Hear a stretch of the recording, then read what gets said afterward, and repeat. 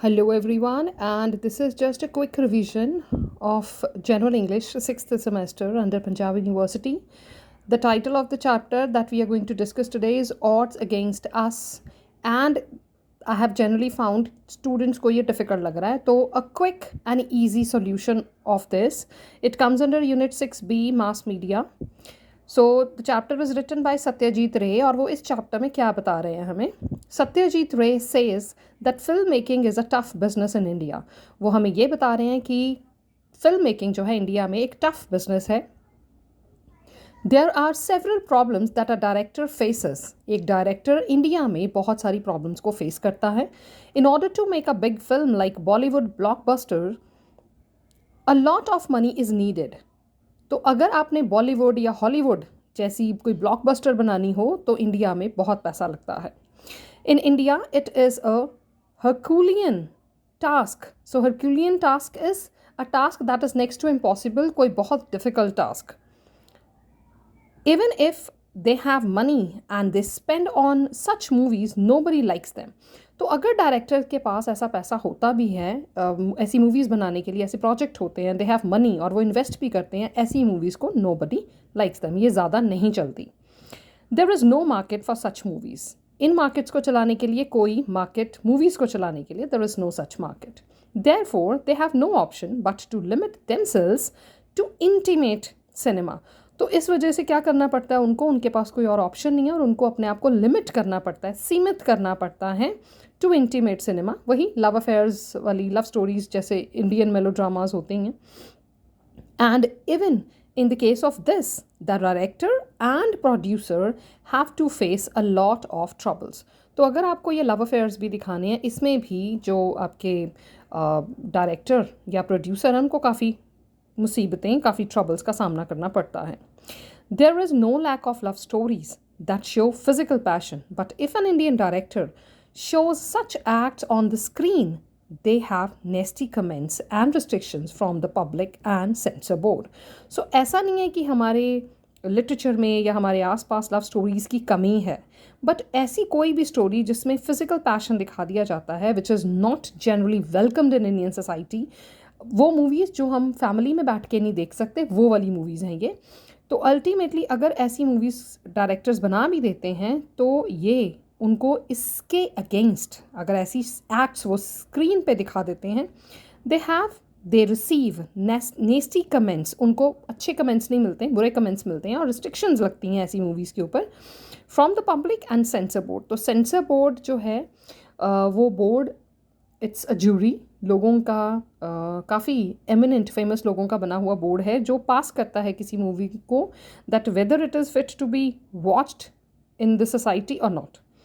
In India, no director can dare to deviate even a little if the stories are based on great epics like Mahabharat and Ramayana.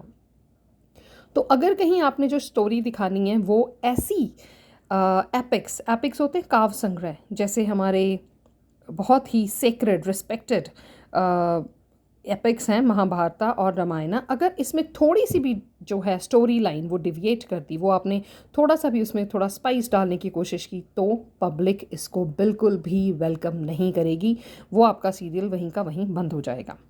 After finalising the plot या story, तो plot और story में क्या difference है? एक था राजा, एक थी रानी, दोनों मर गए, ख़त्म कहानी. And this plot it is a cause और इफेक्ट सीक्वेंस. तो अगर प्लॉट में से कोई एक भी पार्ट आपने निकाल दिया, the whole story will collapse. And script of the film, तो जब ये फाइनल हो जाता है कि आपने कौन सी स्टोरी लेनी है, प्लॉट क्या लेना, और उसके ऊपर स्क्रिप्ट लिख दी, कहानी लिख दी आपने of the film, the next problem is of casting. तो जब आप ऐसे थीम्स लेते हो तो सबसे पहले आपने स्टोरी ले ली, आपने एक पार्ट ले लिया, आपने स्क्रिप्ट तैयार कर ली, उसके बाद प्रॉब्लम आती है कास्टिंग की. Casting means to finalize the heroes and heroine. There are no agents in India. There are no agents in India who can help the directors in finding the actors who can play the roles properly. तो India में ऐसे कोई agents नहीं हैं जो directors को help करें कि वो ढूंढ पाएँ परफेक्ट रोल प्ले करने के लिए एक्टर्स को. The director himself has to do everything. यहाँ डायरेक्टर को खुद सब कुछ करना पड़ता है. Sometimes he has to visit odd places like brothels. तो अगर मूवी चिकनी चमेली जैसी या डर्टी पिक्चर जैसी मूवी है तो उनके लिए सूटेबल कैरेक्टर को ढूंढने के लिए उनको ब्रॉथल्स तक में जाना पड़ता है to find talent and suitable characters. Lastly, there is problem of studios which are ill-equipped. तो लास्ट प्रॉब्लम क्या आती है, हम प्रॉब्लम्स को ही डिस्कस कर रहे हैं यहाँ पे इन वेरी नटशेल, ताकि आपका फाइनल एग्ज़ाम के लिए आंसर तैयार हो सके. सो लास्टली जो प्रॉब्लम आती है, एंड में जो प्रॉब्लम आती है, there is problem of studios which are ill equipped. तो इंडिया के जो स्टूडियोज़ हैं वो इल इक्विप्ड हैं, उनमें पूरा सामान नहीं है. And in ruinous means dilapidated या बैड कंडीशन, और वो बैड कंडीशन में है, उनकी कंडीशन कोई अच्छी नहीं है. ये खंडर बनने वाली, ruins होते हैं खंडर, तो ruinous, dilapidated अगैन बहुत बुरी, ख़राब होने वाली, एंड बैड कंडीशन में है. These places are rodents and insects infected. तो ये जो प्लेसेस हैं ये rodents और इंसेक्ट्स इन्फेक्टेड हैं. यहाँ पे चूहे और ऐसे जानवर घूमते हैं और इंसेक्ट्स होते हैं, तो they are not very safe. Satyajit Ray tells that a director and a film maker has to be economical. तो यहाँ सत्यजीत रे हमें ये भी बताते हैं कि डायरेक्टर को और फिल्म मेकर को इकोनॉमिकल होना पड़ता है, वो ज़्यादा पैसा खर्च नहीं कर सकता. He has to be innovative and inventive.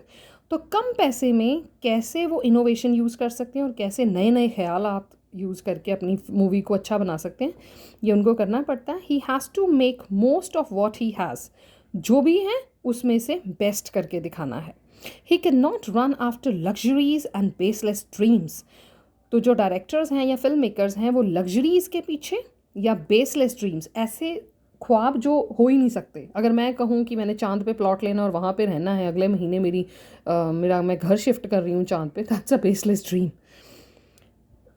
So he cannot run after luxuries and baseless dreams when he does not have resources and money to fulfill that.